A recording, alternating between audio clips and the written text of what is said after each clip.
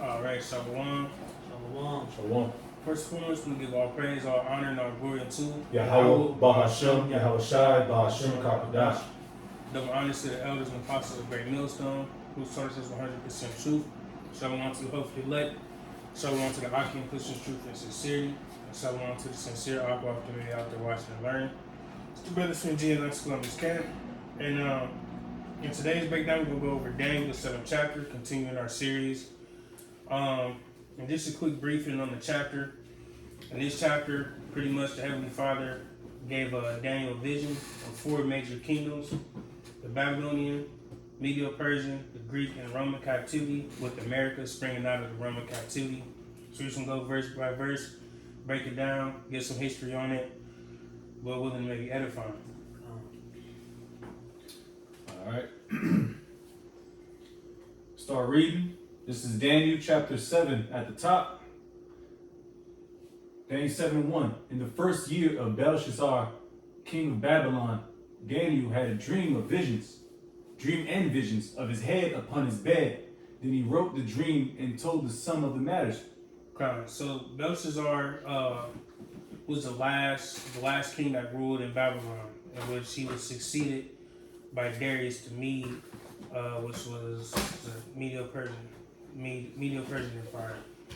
And in this time also, just to be clear, Daniel chapter 5 and chapter 6 is pretty much a time jump, because that goes, Daniel 5 and 6 is like the end of Belshazzar's reign, and then Daniel 7 is his first year. You know what I'm saying? I was going to interject. Yeah. Always. But just real quick, tapping into Darius the Mede, which, when you dive into Darius the Mede, they say that's a fictional, well, they don't say it's a fictional character, but it's, the history on him is uncertain. Mm-hmm. But when you tap into secular history, we know that was Astyages. All right, Astyages, which Astyages, I believe, was the grandfather of Cyrus the Great. All right, and when Cyrus the Great conquered Babylon, in a sense, completely, he set up Astyages, all right, to be ruler over that province in Babylon that Belshazzar once had. Ultimately, when you dive into it, to the secular part of that history, You got it. All right. Daniel 7:2. Daniel spake and said, I saw in my vision by night, and behold, the 4 winds of the heaven strove upon the great sea. Right, real quick. The 4 winds is going into them kingdoms, and then that great sea is going into the Mediterranean Sea. All right, but you got it. And 4 great beasts came up from sea, diverse one from another. Right, somebody could get verse 17 real quick. I got it. Daniel 7:17, it says, these great beasts, which are four kings, which shall arise out of the earth. Right, so just further the point, he's going into these 4 different kingdoms, 4 different major kingdoms, major empires that are in history. Right, and literal in a sense, these some big decrepit monsters. Right. You know what I'm saying? Yeah. Which, you got, Jacob use them as Metaphor. depictions, or, you know what I'm saying? But, ultimately these are kingdoms. Right. You got it. Verse 4. The first were like a lion, and had eagle wings. I beheld till the wings thereof were plucked, and it was lifted up from the earth, and made stand upon the feet as a man, and a man's heart was given to it. Right, so that kingdom is going into the Babylonian Empire. Mm-hmm. All right, so the lion with the wings, right, that's going into the griffin, which if you look into that, it's a part of the Assyrian ark, Mm-hmm. which I believe is they call it, was it Masu? And like I said, it's a depiction of the griffin, right? And then the wings that were plucked is when the Babylonians took power. Right, because first you had the Assyrians, Mm-hmm. who ruled. Yep. And out of the Assyrians came the Babylonian Empire. Mm-hmm. All right, because like Nebuchadnezzar, and them, they were Assyrians. Right. All right, they weren't Cushites. they were ultimately Assyrians. Okay, so pretty much the Babylonian Empire stemmed from the Assyrian Empire. Just like even like the Medo Persian. A lot of these like the Persians come out of the Medes ultimately. A lot of them come from rebellions that happened internally in the kingdom prior to it. You know what I'm saying? And then real quick, what's it say? Read the latter end of that verse. Yep. Back at Daniel 7:4 at the end, it says when it talks about the and it was lifted up. Yeah, that's right. Okay. And it was lifted up from the earth and made stand upon the feet as a man, and a man's heart was given to it. Right, that's going into Nebuchadnezzar. All right, him coming up because he was a very prominent ruler in the Babylonian captivity. All right, but you got it. Yeah. Verse 5. And behold, another beast, a second like to a bear, and it raised up itself on one side, and it had 3 ribs in the mouth of it, between the teeth of it, and they said thus unto it, arise, devour much flesh. Right, and that empire is going into the Medo Persian. All right, and that bear is representing raised on one side because the Persians came after the Medes, but the Persians ended up being a stronger nation. All right, and then it said the 3 ribs, and that's going into the 3 directions in which they were conquered. So you got Babylonia, Lydia, and Egypt. You want to gone? Yeah, northwest, south. Yep. Because they were already further east. When you look at it on the map, because the Medes were in power, alongside the Babylonians. In the sense that they already had a kingdom that was established in the earth. You know what I'm saying? Right. In the midst of the Babylon, Babylon was the superpower of the earth, so to speak. Just like how you got now with America. But you got China, that's a power too. Right. Russia, you know what I'm saying? Parts of, countries in Africa, etc. So the Medes were already established, in the earth, you know what I'm saying, alongside with the Babylonians. But like you said, when you look at the map, the Medo Persian Empire, which the Mede being a larger landmass, and you had the Persian Empire was like southeast of that, so to speak. They were already east to Babylon. So when they conquered, northwest and south. Right, and even just thinking about them two empires, the Medo and the Persian.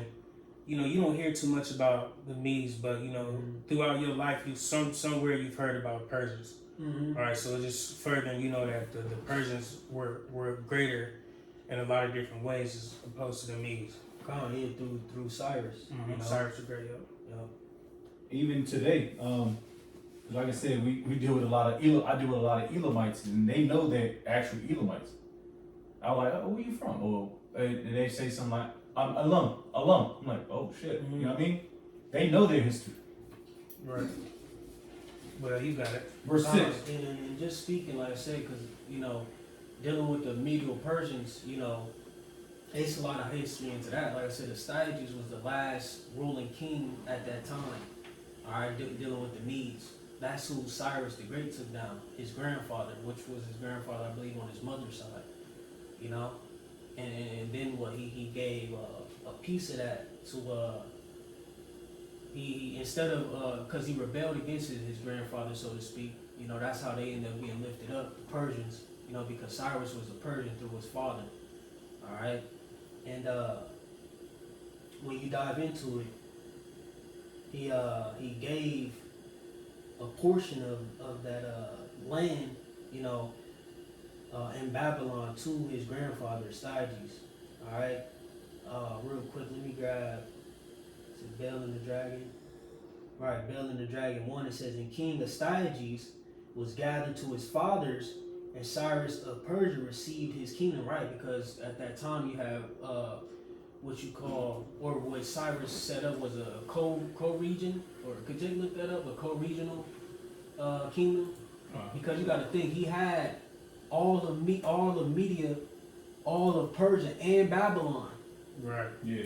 So he couldn't just, he was the ultimate king, but he had to set men up in these different provinces. And that's a lot of land to cover. He had to trust them too. Right.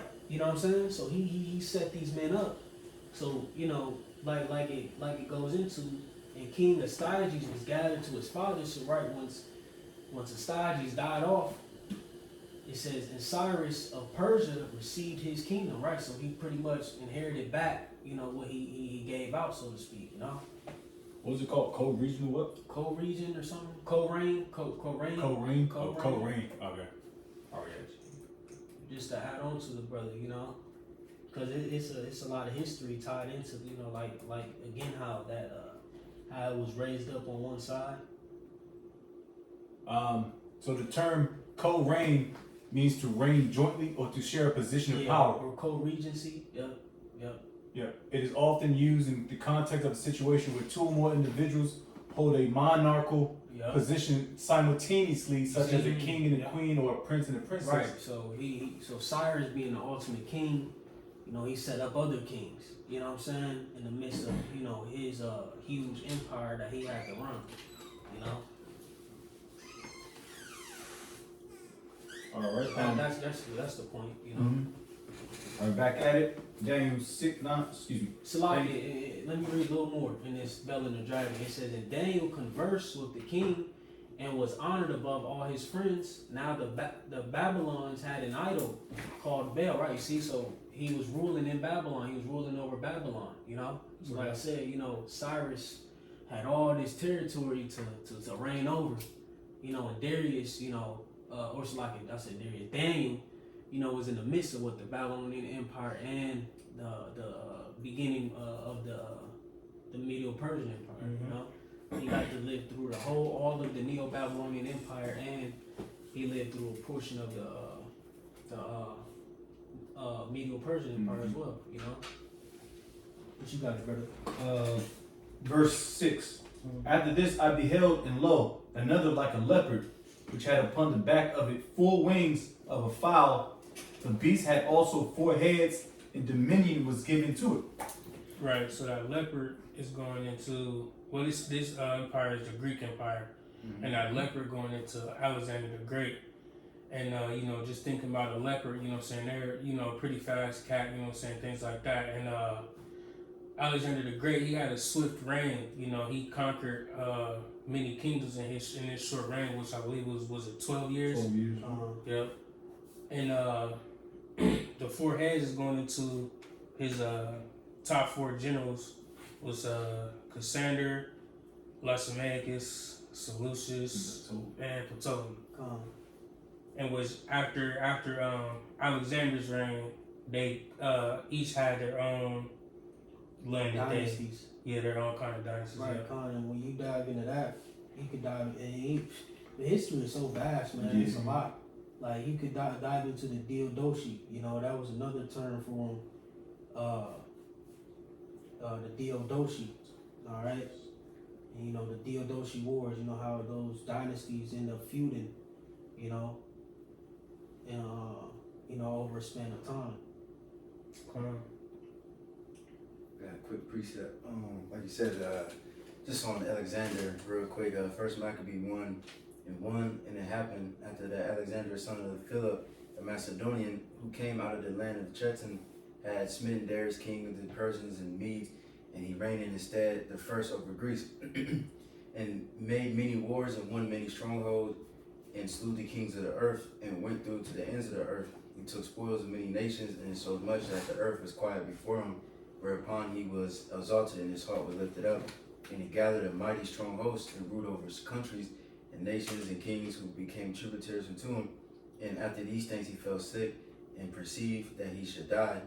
Wherefore he called his servants, such as were honorable and had been brought up with him from his youth, and parted his kingdom among them while he was yet alive. So Alexander reigned 12 years and then died. It was like you said, it's everything you just said, you know. And he did it quick, you know, he did 12 years, you know. That was it. This is Daniel 8, and I'm gonna start at 5. Or I'm gonna start at 6. Or I'm gonna start at 5. It says, and as I was considering, behold, an he-goat came from the west on the face of the whole earth. Right, he came from the west. You look at the empires, you know how, you know, from current concerning Macedon, etc., Macedonia, you know, it was further west, you know, to empires like Babylon, you know, the Persians, etc. You know what I'm saying? He came from the west, so he was going east. It says, and he came from the west on the face of the whole earth, and touched not the ground, and he had a notable horn between his eyes. Right, like Alexander the Great, you know, it's going into the Greek Empire. And he came to the ram that had two horns, it's talking about the Medes and the Persians, which I had seen standing before the river, and ran unto him in the fury of his power. See, just, you know, further in the point. So it was already prophesied about Alexander's reign, etc., prior to it happening. Going to show you the validity of the scriptures, man. You know, like it's a lot of secular history that, you know, we learned in our history classes, etc., that we never even knew was tied to the Bible. Right. Christians don't go into this. Christians don't link, you know what I'm saying, secular history to what's happening in the scripts. You know? It says, and ran unto him in the fury of his power, and I saw him come close unto the ram, and he was moved with choler against him, and smote the ram, and brake his two horns, and there was no power in the ram to stand before him, but he cast him down to the ground and stamped upon him, and there was none that could deliver the ram out of his hand. And it says, therefore the he-goat waxed very great, and when he was strong, the great horn was broken. See, going into his reign, the 12 years, it was broken. The great horn was broken, and for it came up four notable ones, going into what Jake was going into, the four generals. It says, one's toward the four winds of heaven. Right, I believe what you had, Cassander and like Lysimachus, they was what it, further northwest, what in actual land of Greek, like Macedon, etc. You have Ptolemy who was in Egypt, you know what I'm saying? And then Seleucus was in like in the east, in Asia, you know? Yep. Or yep, and that's it. Come. You got it. All right. Daniel 7:7. It says, after this I saw it in the night visions, and behold, a fourth beast, and dreadful and terrible, and strong exceedingly, and it had great iron teeth. It devoured and brake in pieces, and stamped the residue with the feet of it, and it was diverse from all the beasts that were before it, and it had 10 horns. Right, so this is going into the Roman Empire. And the iron teeth, so the Roman Empire were strong in their military, etc. So, you know, considering iron is, if I'm not mistaken, that's like one of the hardest metals. Let's see, we got, yeah, that's like the hardest metal, yep. And then, what did it say? You bring it back a little bit? Yep. It says, and strong exceedingly, and it had great iron teeth. Mm-hmm. It devoured and brake in pieces, and stamped the residue with the feet of it, and it was diverse from all the beasts that were before it, and it had 10 horns. Right, it was diverse. So in Rome, the difference between all these other kingdoms, they had like kings, you know what I'm saying, that, you know, went through like lineages. As opposed to Rome, what they did was they came up with a democracy, like senate houses. It was self-appointed. Yeah, you know what I'm saying. So they took from the people, you know what I'm saying. They stayed, in a way, included the people, you know what I'm saying, to their system. And then the 10 horns is it said 10 horns, right? Yep. Yeah, and then modern day is going into NATO, EU nations. Somebody get 1 Maccabees 8 and verse 15, and we'll read to like verse 19. Yeah, just in case somebody didn't know, NATO, what it stands for is, it means North Atlantic Treaty Organization. Mm-hmm. And what it means, why that was about is during the Cold War. They was, the race against China, the missile crisis, so to speak. They didn't want Russia to get top gain on that. So what America did is they established that fucking organization to deter Russia, so to speak, or to defend themselves. And even to this day, if anybody gets involved with any parts of NATO, America has to step in. That's under their organization, which was, I believe, was brought about in the mid 1950s. I got that First Maccabee 8:15. Moreover, how they had made for themselves a Senate house, wherein 320 men sat in council daily, consulting always for the people, to the end that they might be well ordered, and that they committed their government to one man every year, who ruled over all of their country, and that all were obedient to that one, and that there were neither envy nor emulation among them. Right, and real quick, so just for proving that point of they had the Senate houses, etc., and they, pretty much voted or appointed a new ruler, and then that applies even now to America. They, had this vote. What is it? Every 4 years they elect a new president. Even what do you call them, like governors and mayors and all these different people. They have these votes and they sit down. They have council. Yeah, all these different things. All right, what you got? It says, in consideration of these things, hold on. Yeah, you got it. Okay, come. In consideration of these things, Judas chose Empolnus, the son of John, the son of Achos, and Jason, the son of Eleazar, and sent them to Rome, and to make meet of enmity and confederacy with them, and to entreat them that they would take the yoke from them. And for they saw that the kingdom of the Grecians did oppress Israel with servitude. They went therefore to Rome, which was a very great journey, and came into the Senate, where they spat and said. Pretty much the point. Yes, pretty much the point. Just further the point of, them developing that Senate house and everything like that, showing their diversity from the different kingdoms that were before them. But you got it. Verse 8, it says, I considered the horns, and behold, there came up among them another little horn, before whom there were 3 of the first horns plucked up by the roots. And behold, in this horn were eyes like the eyes of a man, and a mouth speaking great things. Right, so that little horn is going into America. All right. So, and then what else is it? It says, and before whom there were 3 of the first ones plucked up by the roots.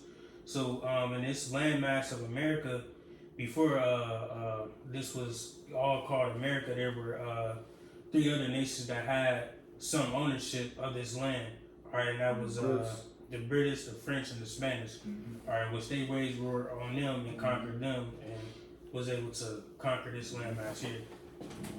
Remember with that, the wars too. Like you were saying, I forgot the wars' names, like the American Revolution and Spain versus all that. All equal to America coming in, and getting that victory. Because, like you said, what's that? I think it's in Revelation or Jeremiah or something like that. Your mother shall be ashamed of, because America came out of Britain.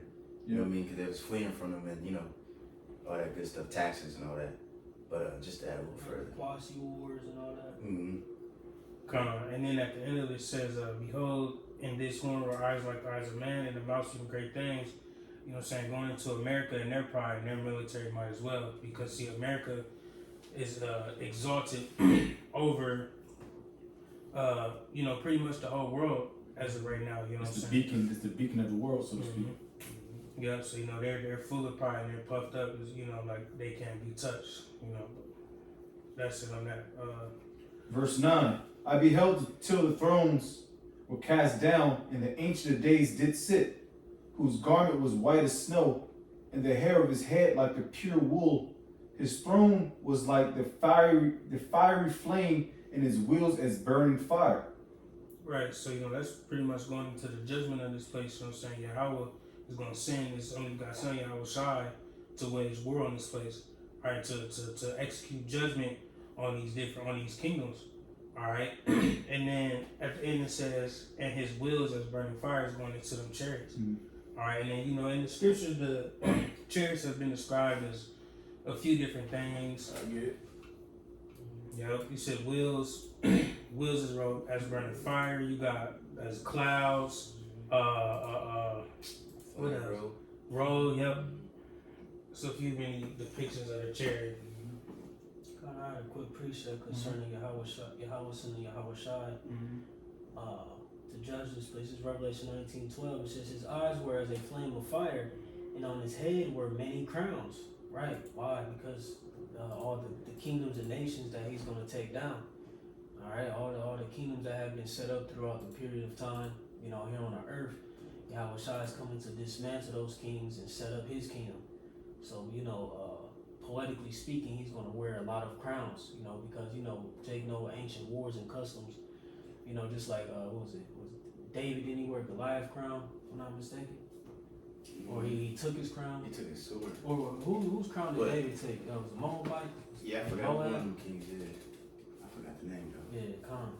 But, customary, when you took down a king, and, sometimes they would behead him or, or just simply take their crown, you know what I'm saying?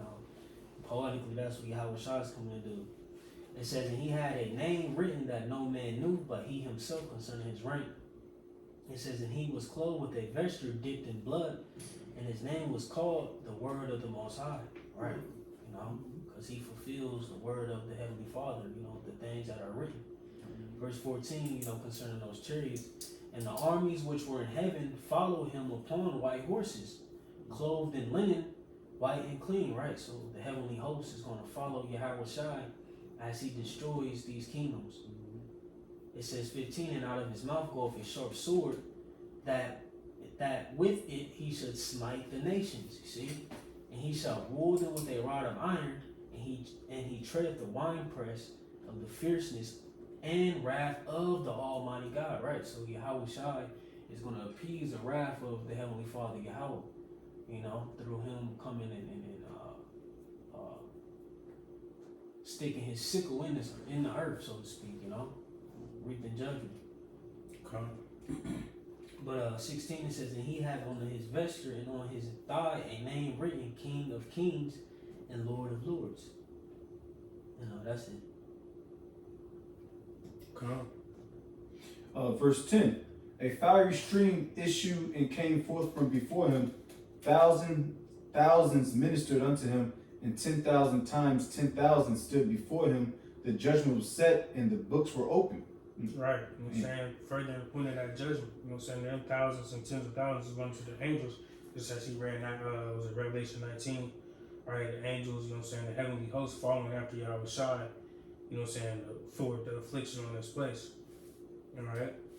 But you got it. Verse 11. I beheld then because of the voice of the great words which the horn spake, I beheld even till the beast was slain, and his body destroyed and given to the burning flame.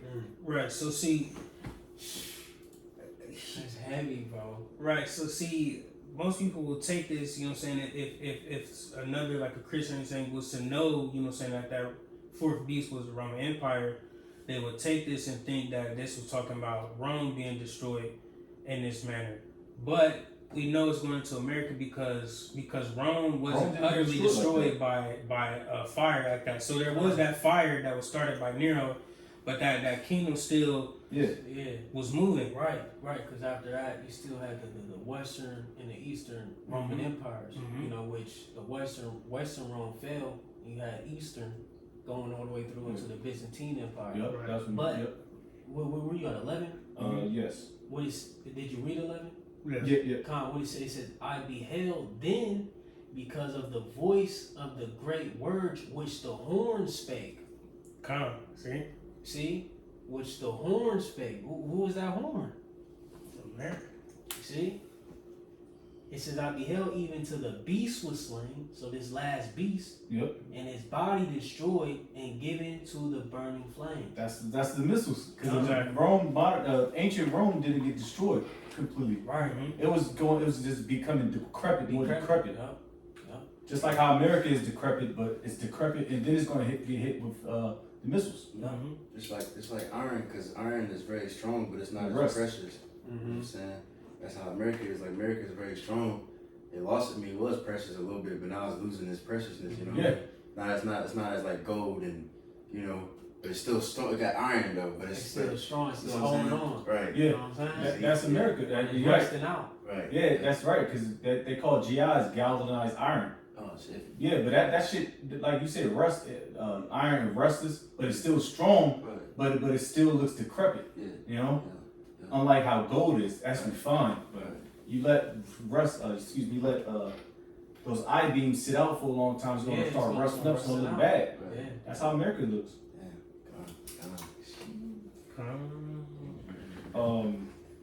This is music to our ears, man. This is part of that new song, bro. Yeah, it's beautiful, man. Man, Jake ready to get the hell up out of here, bro.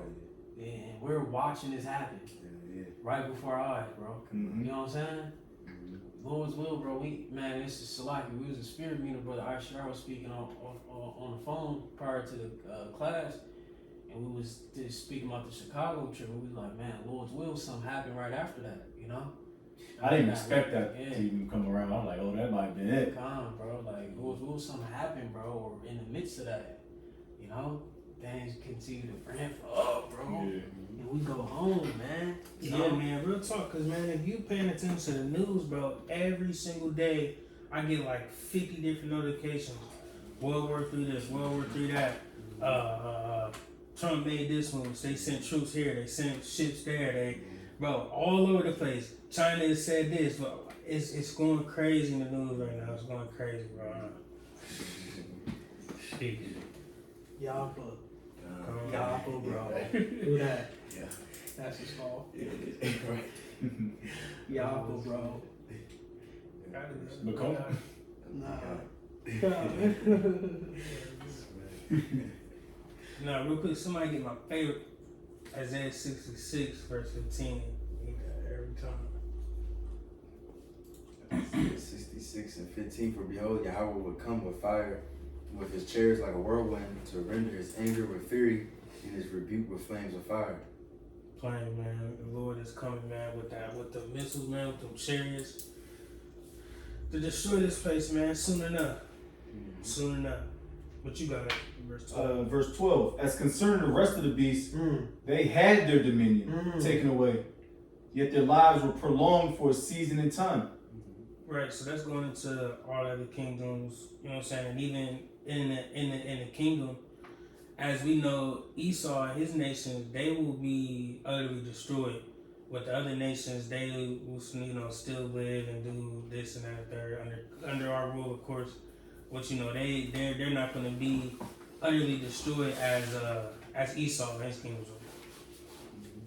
But you got it. I saw in the night visions, and behold, one like the Son of Man came with the clouds of heaven, and came to the Ancient of Days, and they brought him near before him. And there was given him dominion and glory and a kingdom that all people, nations, and languages should serve him. His dominion is an everlasting dominion which shall not pass away, and his kingdom that which shall not be destroyed. Come. And what's it? Where am I at? Verse 13, it says, I saw in that vision, behold, one like the Son of Man is going into Yahweh Shai. You see? So, you know, it's always shown that Yahweh Shai has been prophesied about in the Old Testament as well. While people will see that he wasn't, it's clear as day and it shows that Yahweh Shai has always been a part of this book. Alright? Yeah, I can't remember now one CEO building his own thing up, you know what I mean? That's dated back to Genesis, man. He was always there. Who knows how he gonna get his whole elect in order, man? Somebody had to stand up. Right. Nobody was pulling straws. Yeah, that's a beautiful point. Come on, somebody get Revelation 1 and verse 7. It's Revelation 1:7. Behold, he cometh with clouds, and every eye shall see him, and they also which pierced him, and all the kindreds of the earth shall well because of him, even so, amen. Really, you get the next verse too. It says, verse 8, I am Alpha and Omega, the beginning and the ending, saith the Lord, which is, and which was, and which is to come, the Almighty. Come on, man. You know? Yeah, we shy, man. But you got it in verse 14. Verse 14. And there was given him dominion and glory and the king. Already read that. Verse 15. Daniel was grieved. Slacky. If you could bring it back on. Okay, yeah. precepts. Yes, sir. Daniel 7 verse 14.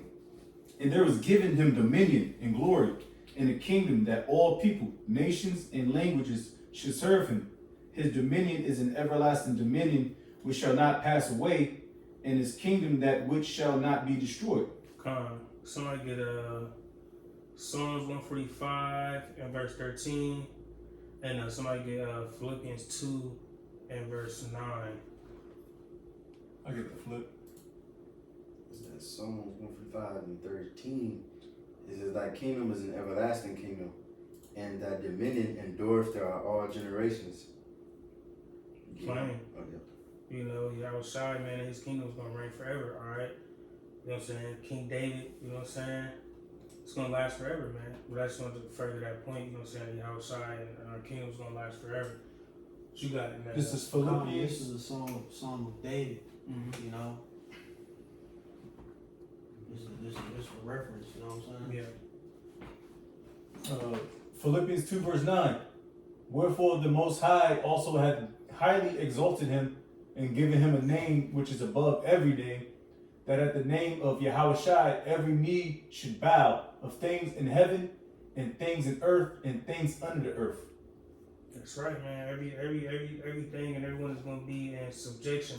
Right? It's like the random verse says, and there was given him dominion and glory and a kingdom that all people, nations, and languages should serve him. Alright? But that's it in that. Verse 15. I, Daniel, was grieved in my spirit in the midst of my body, and the visions of my head troubled me. Right, because see, at this time, Daniel didn't fully understand, you know, what these visions truly meant, you know, but you got it. Verse 16, I came near unto one of them that stood by and asked him the truth of all this. So he told me and made me know the interpretation of things.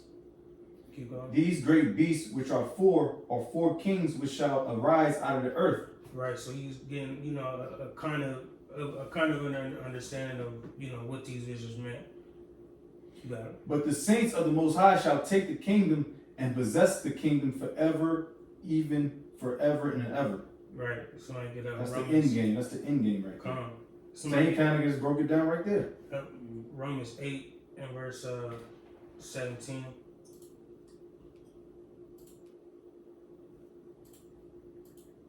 It's Romans 8 verse 17. It says, and the children then heirs of the Most High, and joint heirs with Yahushua Mashiach, if so be that we suffer with him, that we may be also glorified together. Right, because in that Daniel 7, it says, but the saints of the Most High shall take the kingdom and possess the kingdom forever, even forever and ever. See, so we're gonna be a part of that, you know what I'm saying, Lord willing. 144, man, the elect, man, will be a part of that, you know, rulership of the kingdom to come. Well, since you said that, can I read the next verse? It says, for I reckon that the sufferings of this present time are not worthy to be compared with the glory which shall be revealed in us. That's plain. So it's all about the hopeful elect, man. Verse 19. Then I would know the truth of the fourth beast, which was diverse from all the others, exceeding dreadful, whose teeth were of iron, and his nails of brass, which devoured, brake in pieces, and stamped the residue with his feet. And of the 10 horns that were in his head, and of the other which came up. It's like, if I can add, you see how I was singling out this fourth beast. You know, pay attention to that. You know what I'm saying? This fourth beast connects to the end. You know what I'm saying? The end of a dominion, end of a rulership, which ultimately is spearheaded by Esau, Edom. You know. It says, and of the 10 horns that were in his head, and of the other which came up, and before whom 3 fell, even of that horn that had eyes and a mouth that spake very great things, whose look was more stout than his fellows. Right, it was, you know, talking about America, you know, and their boasting and their pride, you know what I'm saying, that was speaking about, what verse is that? So,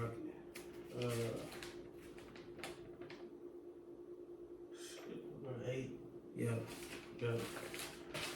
But yeah, man, you know, America and their pride, you know what I'm saying? They said their look is more stout than their fellows. Alright, you know what I'm saying? as we see, America exalts themselves as to be the powerhouse of the world. Well, it only makes sense because they did conquer the whole world. Mm-hmm. They got garrisons in every major country. Mm-hmm. So they really did conquer north, south, east, west. You know, verse 21. I beheld in the same, and of course that's through advanced technology, of course. You know. Yep. Verse 21. I beheld in the same horn made war with the saints and prevailed against them. Right, that's plain. You know, right now we're behind enemy lines, man. You know, they target the saint, they target the prophets. You know, they gear laws against us. You know, a lot of things. You know, saying that this kingdom is doing to wage war against us. We're speaking out and prophesying against this place. You got it. Verse 22. Until the Ancient of Days came, and judgment was given to the saints of the Most High. And the time came that the saints possessed the kingdom. Thus he said, the fourth beast shall be the fourth kingdom upon earth. Who's that? So it can't be Rome, because them niggas so-called fell. They fell down towards Jake. All right, and then in Revelation 13, it was you know what I mean? Yeah, well, ancient Rome. Yeah. That's what I meant. Sorry, if I said yeah, ancient Rome, because you know Rome. We got it. Anyways, where we at? 23. Thus he said the fourth. Are you finished making a point, bro? No, you got it in. I'll make a point. Okay.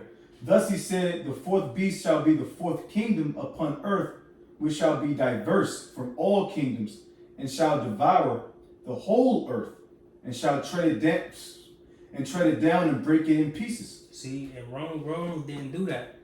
You see, while Rome had a great reign as well, but America is the one that's devoured the whole earth. America is the one that has their fashions and everything across the whole earth. All right, America is a lot more vast, you know what I'm saying, as far as their influence and everything else, as opposed to Rome was. All right, but we know that America got a lot of their fashions from Rome.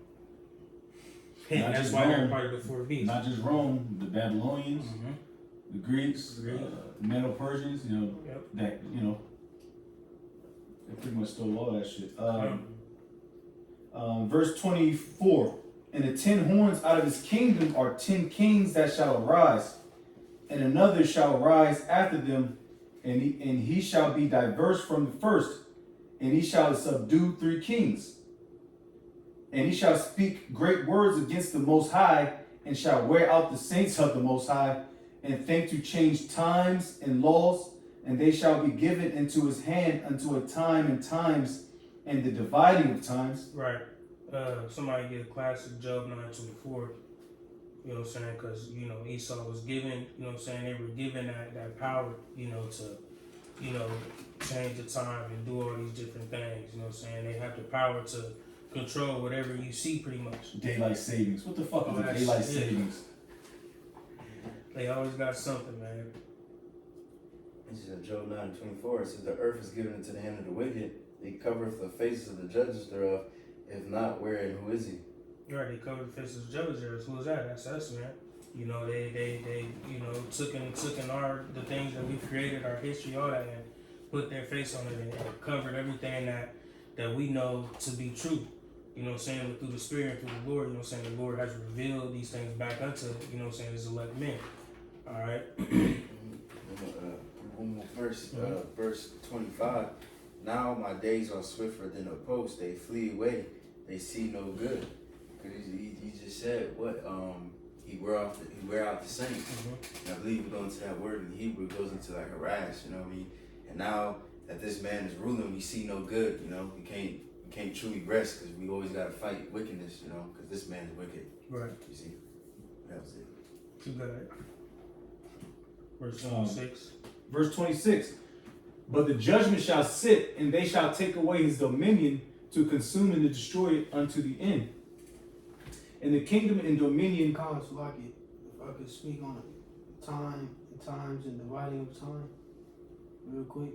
Pretty much that period 1619 to 1969. That 350-year period. Just want to add that too. Come. For edification. Good.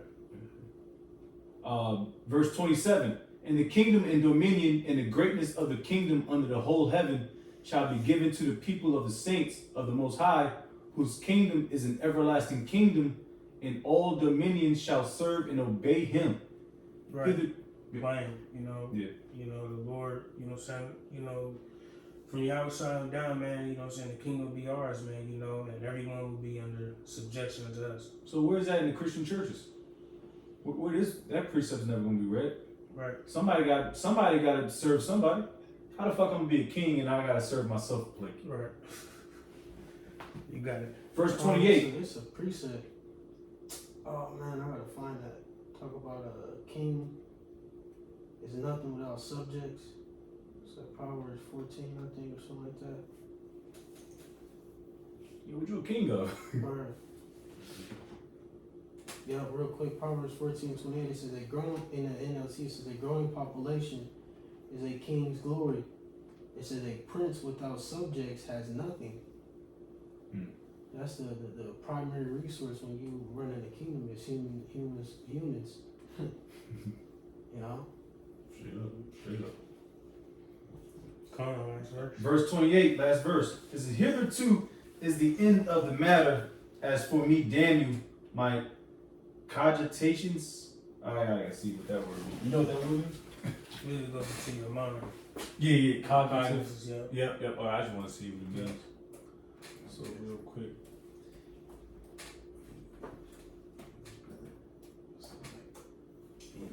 Oh, not citations. Nah. I don't think. I think one of it like customized. I don't know. Yeah. So cogitation refers to the process of contemplation, deliberation, or reflection. Right, so he pretty much stuck in his thoughts. Yeah, he probably needed a glass of easy, man. Mm-hmm. It says, hitherto is the end of the matter. As for me, Daniel, my cogitations much troubled me, and my countenance changed in me, but I kept the matter in my heart, in his mind. Right, because like I said earlier, he didn't fully understand this matter, you know what I'm saying? And at that time, it wasn't for him to fully understand it, but now is the time when, you know what I'm saying, the meaning and understanding of this vision is coming out. The book was open. Now he knows because he's back. Mm-hmm. Yeah. Right. So he told Dan he was going to stand in his lot. Mm-hmm. Was that right?